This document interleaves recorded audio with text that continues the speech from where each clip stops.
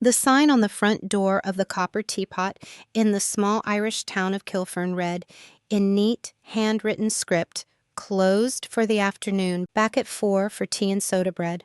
Thank you for your patience." Behind that door, 52-year-old Bernadette Ryan was leaning against her heavy pine counter, staring at an unopened letter with a London postmark. Bernadette was a woman who knew everyone's preferences within a 10-mile radius. She knew that Father Tom took 3 spoons of sugar in his tea because his parish duties wore his nerves thin.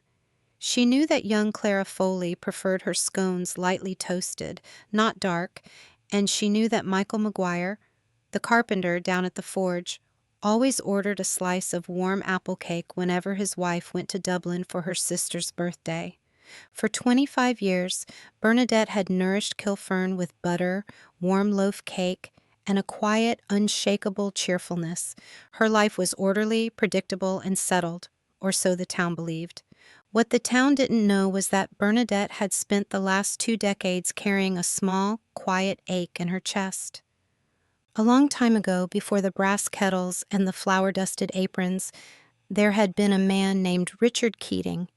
Richard had been a landscape painter from Sussex who came to Kilfern for 3 months one rainy summer to paint the river and the ruined abbey.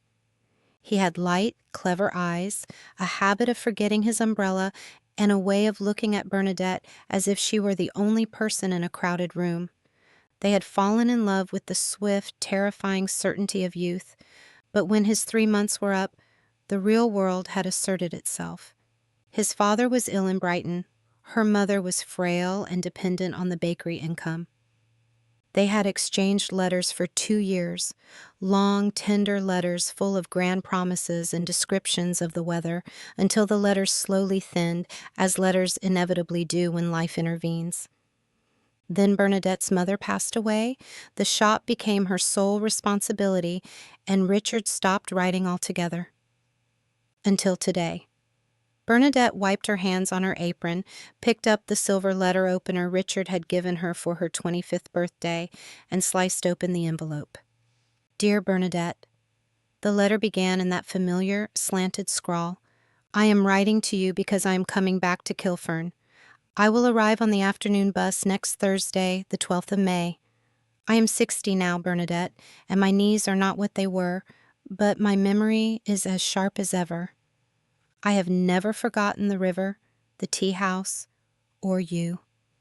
I am not coming to disrupt your life, my dear, only to see if there is still a cup of tea for an old friend. And perhaps to ask a question I should have asked 30 years ago. Yours always, Richard. Bernadette's heart gave a sudden ridiculous flutter, like a caged bird beating its wings against iron bars.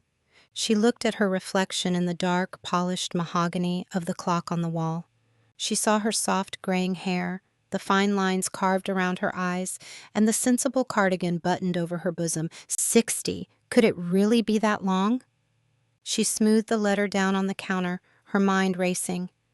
A question I should have asked 30 years ago. What could he possibly mean? Was he coming to ask why she hadn't followed him to London?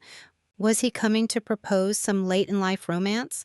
Or was he simply a lonely widower?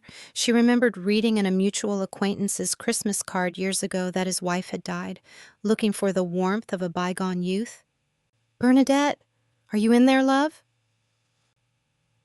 The brass door handle rattled, and a face pressed against the glass panel.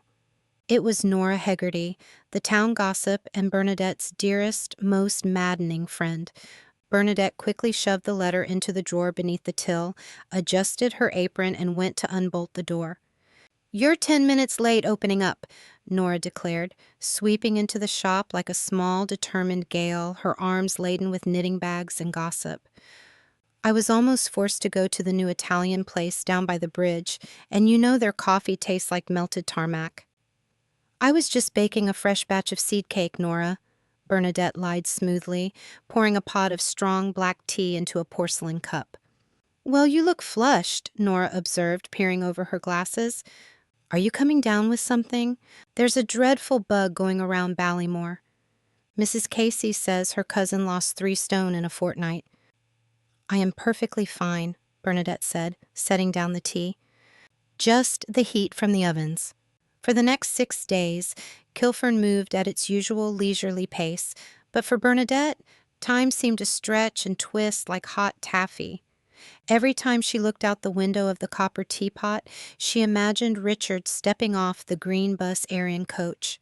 Would he recognize her? Would she recognize him? She spent 3 hours on Tuesday evening trying on 4 different dresses in her bedroom above the shop, feeling foolish as she stood before the oval mirror. In the end, she chose a soft navy blue wool dress with a silver brooch, neat, dignified, and not visibly desperate. Thursday arrived with a sky the color of a fresh dove's wing, soft and drizzly. The 4 o'clock bus was notoriously punctual, driven by Dan Mahoney, who treated the timetable like the 10 Commandments. At 3:30, the tea house was surprisingly busy. Nora was in her usual corner, knitting an endless green scarf. Father Tom was sitting near the turf fire, quietly reading his breviary. And young Katie Moran, who worked behind the counter assisting Bernadette, was busily polishing the teaspoons. Bernadette stood behind the glass display case, her fingers trembling slightly as she arranged a plate of warm lemon drizzle cake. Her ears were tuned entirely to the sound of the street outside. At precisely 5 minutes to 4, the heavy rumble of a diesel engine echoed down High Street. Bernadette's breath hitched. She wiped her hands on a linen towel, her heart hammering against her ribs like a drum. Through the rain-streaked window, she saw the big green bus pull up against the curb outside the chemist's shop. The doors hissed open. A few locals stepped down.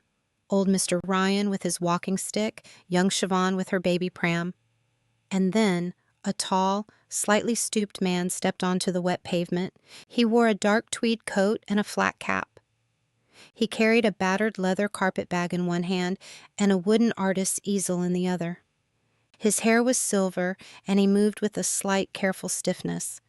But as he turned his face toward the tea house, Bernadette recognized the line of his jaw instantly. It was Richard. He looked up at the sign for the Copper Teapot, smiled a small, tentative smile, and walked across the narrow street. The brass bell above the door chimed softly. The entire shop seemed to fall quiet for a fraction of a second, though it was likely only in Bernadette's mind. Richard stepped inside, taking off his wet cap and shaking the rain from it. His eyes swept over the pine tables, the copper kettles gleaming on the wall, the smell of warm sugar and turf smoke, until they landed on Bernadette standing behind the counter. He froze. Then a slow, radiant warmth spread across his weathered face. "Hello, Bernadette," he said. His voice was deeper now, gravelly with age, but the tone was unmistakable. "Hello, Richard," she managed to say, her voice remarkably steady despite the chaos in her chest. "You're right on time. Dan Mahoney didn't let you down." "He never did," Richard chuckled softly, stepping closer to the counter. He set his bag down on the floor. "You haven't changed at all. Well, your hair is a little brighter silver, but your eyes are exactly the same." Nora Hegarty's knitting needles paused mid-stitch. Her sharp eyes darted from Richard to Bernadette, calculating the dynamic with the speed of an accountant. Father Tom looked up from his prayer book, offering a friendly, neutral nod. Would you like to sit down?" Bernadette asked, gesturing toward a small, round table in the alcove near the window, slightly set apart from the rest of the room. "I'll bring you a pot of tea." "I'd like that very much," Richard said quietly. Bernadette moved behind the counter in a daze, her hands working on instinct. She warmed the teapot with hot water, measured 3 spoons of Earl Grey — he had always liked Earl Grey — and sliced 2 generous pieces of warm fruit loaf, slathering them with creamery butter. When she carried the tray over to the table, Richard was looking out the window at the rain falling on the square. "It's just as I remembered," he said as she set the cups down. "I used to sit right here and sketch the rain on the slate roofs while I waited for you to finish the morning baking." Bernadette sat down across from him, smoothing her navy skirt. "It's been a long time, Richard. 30 years. 32, he corrected gently, pouring the tea. A lifetime, really? Lives lived, people lost, hair turned white? I was sorry to hear about your wife, Margaret, Bernadette said softly. A mutual friend, Mary Fitzgerald, told me a few years back. Richard nodded, his eyes growing reflective. Thank you. Margaret was a wonderful woman. We had 30 good years together and 2 fine children. She passed 4 years ago. A good life, Bernadette, but a quiet one toward the end. He looked directly at her then, his blue eyes searching her face. And you? You never married? Bernadette shook her head, offering a gentle smile. No, the shop kept me busy, and my mother needed a deal of care before she passed. And then, well, the years just slipped away like water through a sieve. But I've had a good life, Richard. The town has been very kind to me. I have my friends, my work, my peace. I'm glad, Richard said. He reached into his coat pocket and withdrew a small flat parcel wrapped in brown butcher's paper and tied with a piece of twine. He set it on the table between them. Bernadette looked at the parcel, then at him. What's this? In my letter, Richard said, his voice dropping to a near whisper. I said I was coming back to ask a question I should have asked 30 years ago. Bernadette's hands tightened in her lap. The moment had arrived. The air in the little tea house felt thick, heavy with the weight of decades of unspoken thoughts. Did he want to start over? Was he asking if she had loved him all this time? Was he offering her a late autumn companionship in England? Go on, she whispered. Richard leaned forward, resting his forearms on the table. When I left Kilfern in the autumn of '94, I was young, foolish, and terrified of responsibility. I thought I had to choose between my art and a stable life. I thought if I stayed here, I'd become trapped.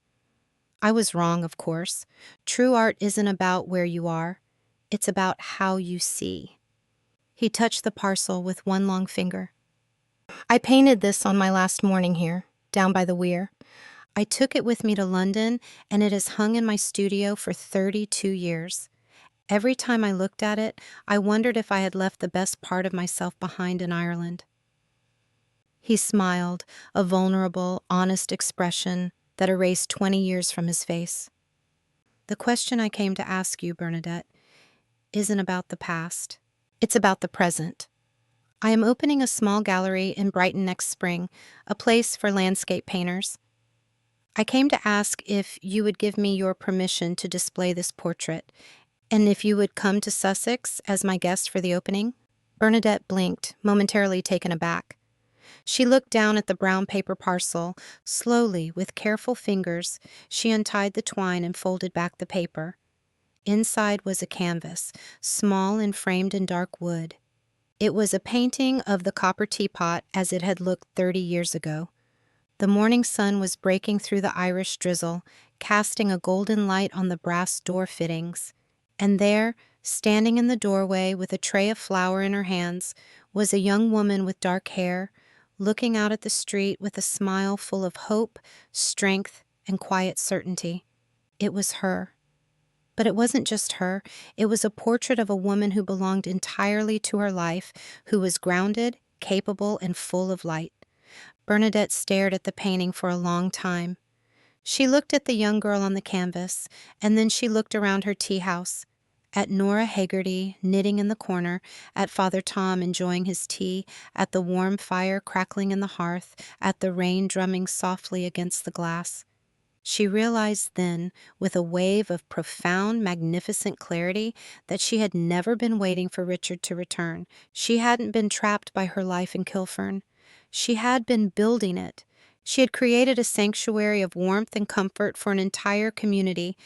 Her life hadn't been a holding pattern while she waited for a romance that never came. It was a full, rich, beautiful tapestry that was entirely her own. A deep, peaceful joy settled over her heart. She looked up at Richard, whose eyes were filled with an anxious, hopeful light. It's a beautiful painting, Richard, Bernadette said warmly, her voice full of genuine affection. You captured the light perfectly. And the permission? He asked quietly. And the visit? Bernadette reached across the table and placed her hand over his. A friendly, warm touch, rooted in the present, free from the ghostly weight of what might have been. "You may display the painting with my blessing," she said gently. "And as for Brighton, I think I would like very much to see your gallery next spring. Katie here can easily run the shop for a week or two." Richard let out a long breath, a soft smile spreading across his face. "Thank you, Bernadette." "Now," Bernadette said, standing up with a brisk, cheerful efficiency, taking the teapot by its handle. "This tea has gone cold while we were reminiscing. Let me get you a fresh pot, and you can tell me all about your children."